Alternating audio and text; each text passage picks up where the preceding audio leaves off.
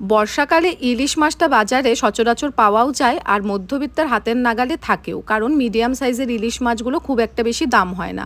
বড় মাছ সচরাচর না আসলেও এই মিডিয়াম সাইজের মাছটা কিন্তু বর্ষাকালে মধ্যবিত্তের ঘরে চলেই আসে। আর এই মাছ দিয়ে ভাপার চাইতে আলু বেগুনের ঝোল খেতে নাকি বেশি ভালো লাগে। তো মা বললো আজকে আলু বেগুন দিয়েই ঝোলটা বানানো যাক। তাই জন্য মাছে নুন হলুদ মাখিয়ে হালকা এপিটোপি ভেজে তুলে রাখতে হবে। তারপর লম্বা করে কেটে রাখা আলু আর বেগুনও হালকা তেলে নুন হলুদ দিয়ে ভেজে তুলে রাখবো। তারপর একটা মশলা বানিয়ে নিব গোটা জিরে, কাঁচা পাকা লঙ্কা আর টমেটো দিয়ে।